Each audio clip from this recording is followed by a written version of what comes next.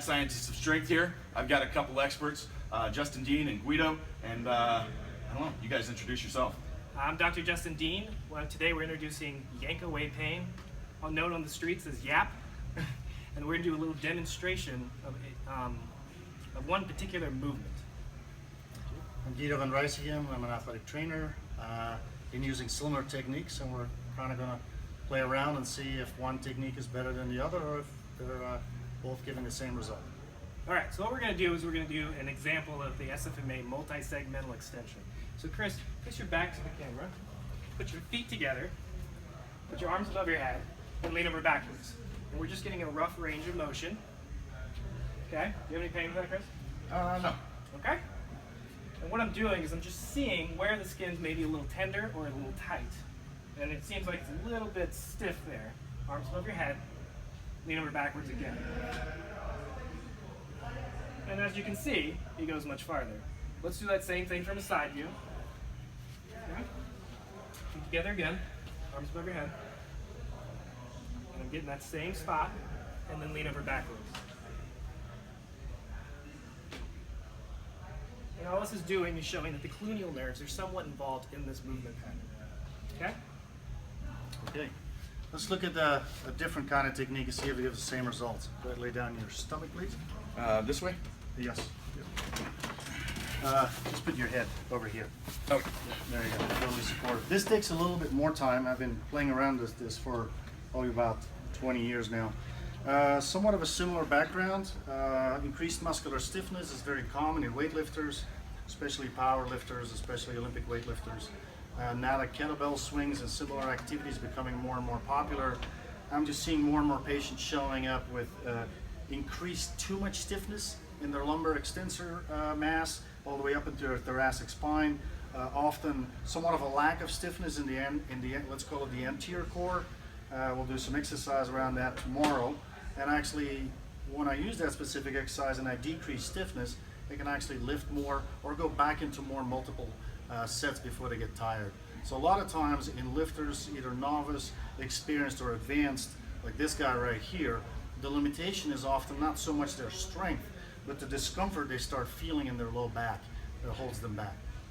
Needless to say, in athletes that need to move to a unidirectional position like soccer players, increasing stiffness in the back is very good, but if it's only linear and that stiffness continues after the weightlifting, we're potentially setting them up for failure playing soccer or doing other sports activities. So I'm definitely not against Olympic weightlifting or kettlebell type of activities or powerlifting, but I think we need to be cautious that we don't increase too much stiffness.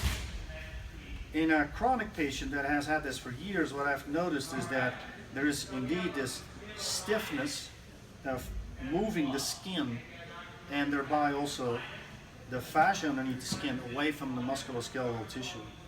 So basically what I'm doing is I start doing this relatively gentle, so he kind of has an idea how fast I'm doing this, and then I'm actually going to increase the plucking speed.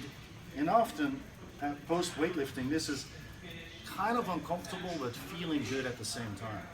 So in athletes that are predominantly stiff in their, let's call it posterior core, and they come in with some pain in their low back, they might be a little jumpy when you do this, so you give them a little bit more time to get used to this.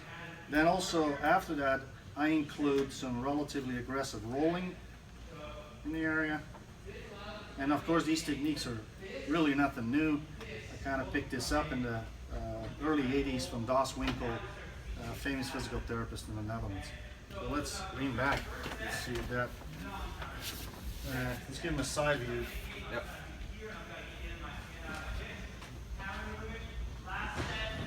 And then subjectively, you tell me if this made even a bigger difference or not. That feels pretty good. Yeah. Feels like the same end result?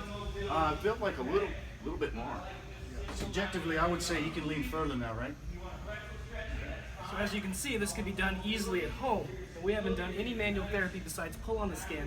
We haven't done any exercise. We haven't done anything that they can't do at home themselves. They can easily grab the skin themselves and lean over backwards and do it at home.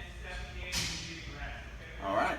So in my opinion, we've decreased some stiffness, have some peripheral nerve involvement. We're settling down the I would call almost the hyper stiffness of the central nervous system protecting his back, and thereby his range of motion improves. And then tomorrow we're going to give him some abdominals specific, and I'd love to see if he can't lift more than he did before. I'd love to see that. And, Okay.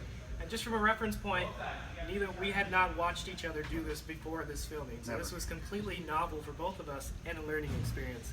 And I've been searching the globe for other people that are playing in this world, and I'm glad that we found it.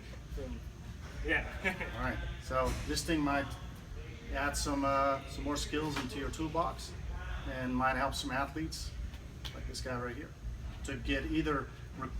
I see a faster recuperation. So often I'm a consultant for the Olympic weightlifting team in South Korea. Their limitation, and these are very, very strong people. You know, they're snatching 180 plus kilos and so forth. Their limitation is the amount of sets that they can do, the fatigue and the discomfort they start to feel in their low back. They need to rest more often, and this speeds up the process. So we've seen an increase in almost 2 sets that they can add onto their weightlifting program, which is quite significant for their lifting.